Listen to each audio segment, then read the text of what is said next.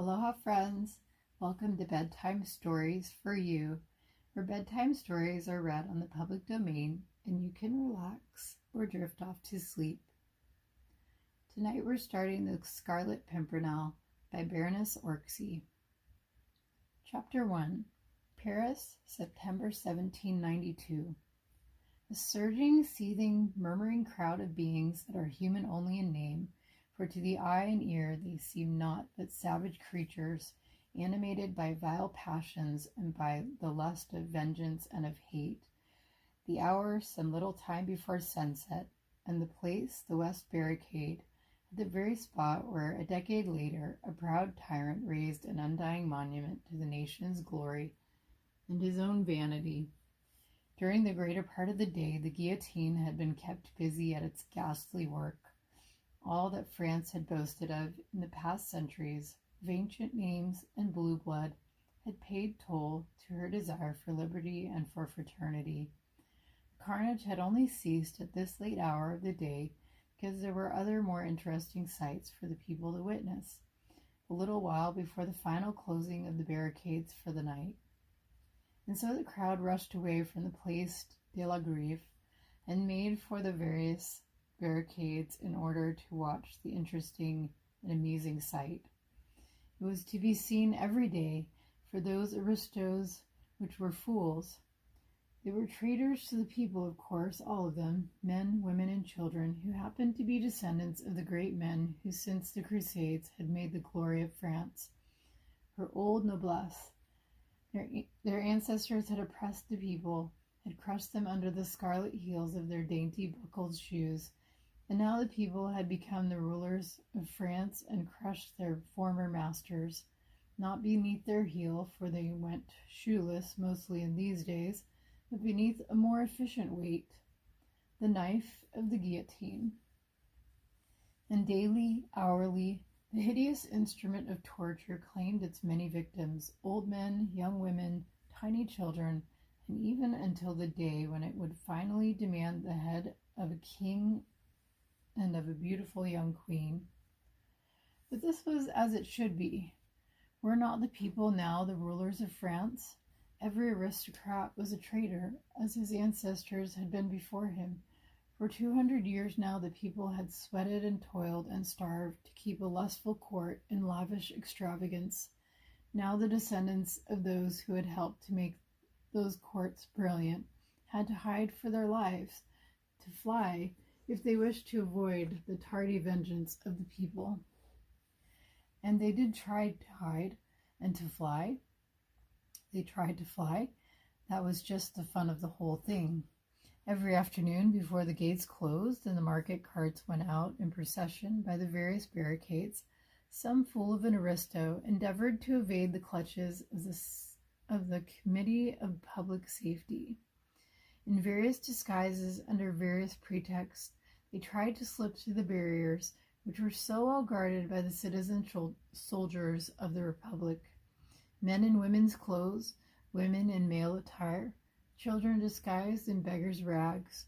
There were some of all sorts, ci-devant, counts, marquises, even dukes who wanted to fly from France, reach England or some other equally accursed country, and there try to rouse foreign feeling against the glorious revolution, or to raise an army in order to liberate the wretched prisoners in the Temple, who had once called themselves sovereigns of France. But they were nearly always caught at the barricades. Sergeant Bibot, especially at the West Gate, had a wonderful nose for scenting an aristo in the most perfect disguise. Then, of course, the fun began. Bibot would look at his prey as a cat looks upon the mouse, play with him, sometimes for quite a quarter of an hour, pretend to be hoodwinked by the disguise, by the wigs and other bits of theatrical makeup which hid the identity of a ci-devant noble, marquis, or count. Oh, Bibot had a keen sense of humor, and it was well worth hanging round that West Barricade in order to see him catch an aristo in the very act of trying to flee from the vengeance of the people. Sometimes Bibot would let his prey actually out out by the gates, allowing him to think for the space of 2 minutes at least that he had really escaped out of Paris and might even manage to reach the coast of England in safety. But Bibot would let the unfortunate wretch walk about 10 meters towards the open country. Then he would send 2 men after him and bring him back stripped of his disguise. Oh, that was extremely funny, for as often as not the fugitive would prove to be a woman, some proud marchioness, and who looked terribly comical when she found herself in Bibot's clutches after all, and knew that a summary trial would await her the next day, and after that, the fond embrace of Madame la Guillotine. No wonder that on this fine afternoon in September the crowd round Bibot's gate was eager and excited. The lust of blood grows with its satisfaction. There is no satiety. The crowd had seen 100 noble heads fall beneath the guillotine today.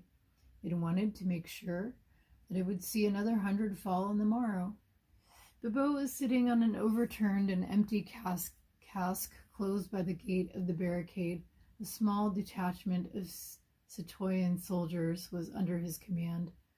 The work had been very hot lately, and those who cursed aristos were becoming terrified and tried their hardest to slip out of Paris. Men, women, and children, whose ancestors, even in the remote ages, had served those traitorous Bourbons, were all traitors themselves and the right food for the guillotine.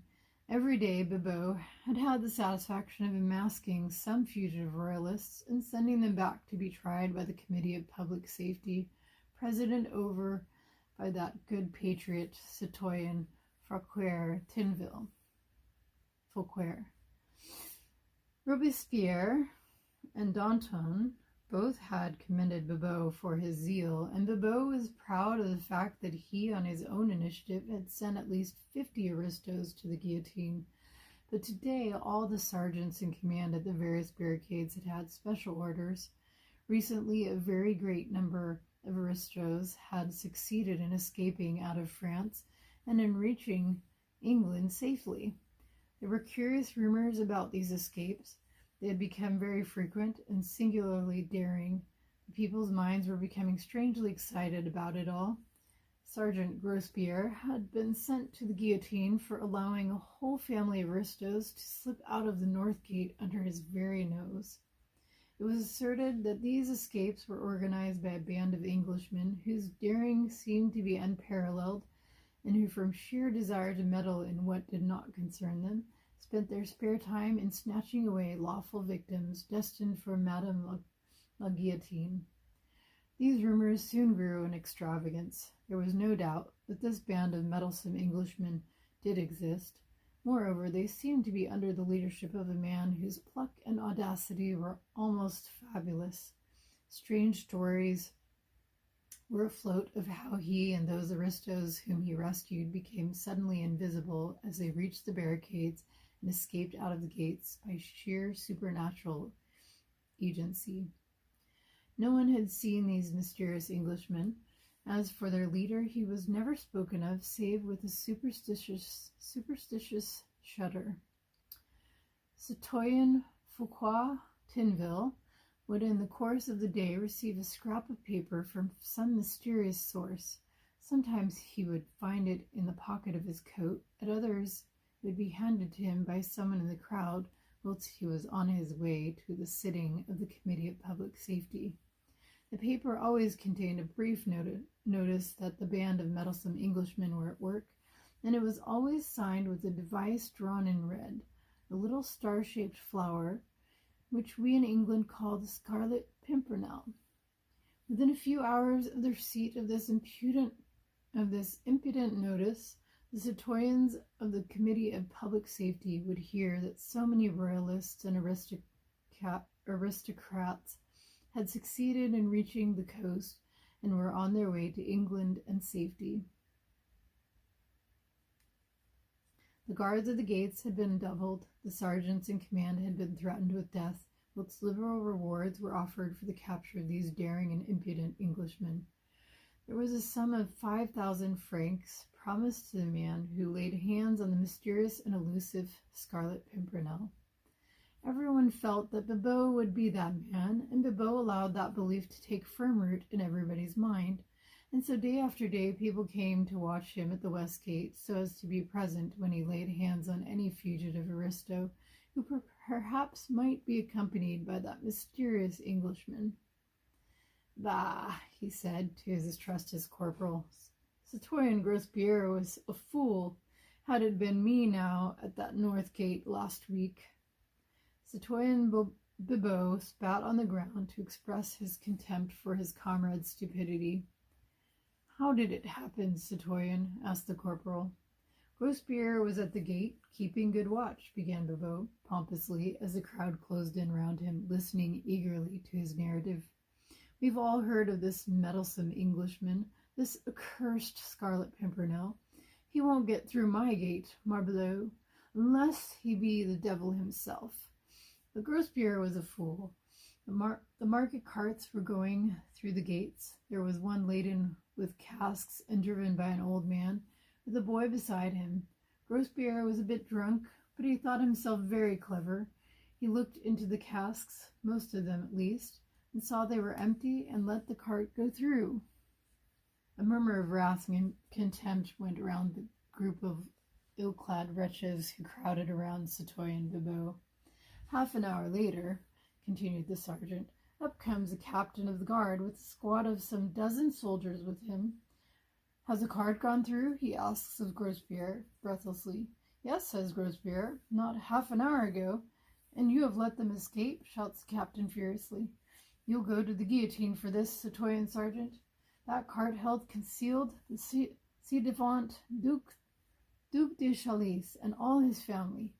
What? Thundered Grospierre aghast. Aye, and the driver was none other than that cursed Englishman, the Scarlet Pimpernel. A howl of execration greeted this tale. Citoyen Grospierre had paid for his blunder on the guillotine, but what a fool, oh, what a fool. Bibot was laughing so much at his own tale that it was some time before he could continue. After them, my men, shouts the captain. He said after a while, remember the reward, after them, they cannot have gone far, and with that he rushes through the gate, followed by his dozen soldiers. But it was too late, shouted the crowd excitedly. They never got them. Curse the Grospierre for his folly. He deserves his fate. Fancy not examining those casks properly. But these sallies seemed to amuse Citoyen Bibot exceedingly. He laughed until his sides ached and the tears streamed down his cheeks. Nay, nay, he said at last. Those aristos weren't in the cart. The driver was not the Scarlet Pimpernel. What? No, the captain of the guard was that damned Englishman in disguise, and even one of his soldiers aristos. The crowd this time said nothing. The story certainly savored of the supernatural, and though the Republic had abolished God, it had not quite succeeded in killing the fear of the supernatural in the hearts of the people. Truly, that Englishman must be the devil himself. The sun was sinking low down in the west. Bibot prepared himself to close the gates.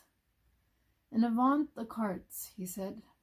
Some dozen covered carts were drawn up in a row, ready to leave town in order to fetch the produce from the country close by for market the next morning. They were mostly well known to Bibot, as they went through his gate twice every day on their way to and from town. He spoke to one or two of their drivers, mostly the women, and was at great pains to examine the inside of the carts. "You never know," he said, "and I'm not going to be caught like that fool Grospierre." The women who drove the carts usually spent their day on the Place de la Grève, beneath the platform of the guillotine, knitting and gossiping whilst they watched the rows of tumbrils arriving with the victims of the reign of terror claimed every day. It was great fun to see the aristos arriving for the reception of Madame la Guillotine, and the places close by the platform were very much sought after. Bibot, during the day, had been on duty on the place. He recognized most of the old hags, tricoteuses, as they were called, who sat there and knitted, whilst head after head fell beneath the knife, and they themselves got quite bespattered with the blood of those cursed aristos. "Hey, Lamiere," said Bibot to one of those horrible hags, "what have you got there?" He had seen her earlier in the day with her knitting and the whip of her cart close beside her. Now she had fastened a row of curly locks to the whip handle, all colors from gold to silver, fair to dark, and she stroked them with her huge bony fingers as she laughed at Bibot. "I made friends with Madame la Guillotine's lover," she said with a coarse laugh. "He cut these off for me from the heads as they rolled down. He has promised me some more tomorrow, but I don't know if I shall be at my usual place." "Ah, how is that, Lamiere?" asked Bibot, who, hardened soldier though he was, could not help shuddering at the awful loathsomeness of this semblance of a woman, with her ghastly trophy on the handle of her whip. "My grandson has got the smallpox," she said, with a jerk of her thumb towards the inside of her cart. "Some say it's the plague. If it is, I shan't be allowed to come into Paris tomorrow."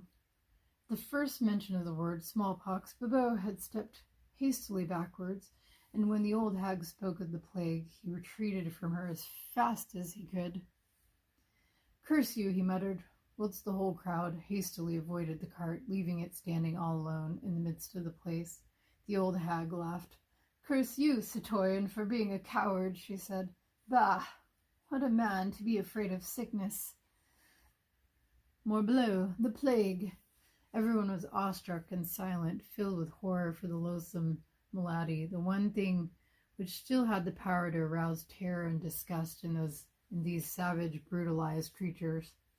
"Get out with you, and with your plague-stricken brood," shouted Bibot hoarsely, and with another laugh, another rough and coarse jest, the old hag whipped up her lean nag and drove her cart out of the gate. This incident had spoilt the afternoon. The people were terrified of these two horrible curses, the two maladies which nothing could cure, and which were the precursors of an awful and lonely death. They hung about the barricade, silent and sullen for a while, eyeing one another suspiciously, avoiding each other as if by instinct, lest the plague lurked already in their midst. Presently, as in the case of Grospierre, a captain of the guard appeared suddenly, but he was known to Bibot, and there was no fear of his turning out to be a sly Englishman in disguise. "A cart," he shouted breathlessly, even before he had reached the gates. "What cart?" asked Bibot roughly. "Driven by an old hag, a covered cart. There were a dozen. An old hag who said her son had the plague?" "Yes. You have not let them go?" "Morbleu," said Bibot, whose purple cheeks had suddenly become white with fear. "The cart contained the ci-devant Comtesse de Tournay and her 2 children, all of them traitors and condemned to death." "And their driver?" muttered Bibot, as a superstitious shudder ran down his spine. "Sacré tonnerre," said the captain, "but it is feared that it was that accursed Englishman himself, the Scarlet Pimpernel."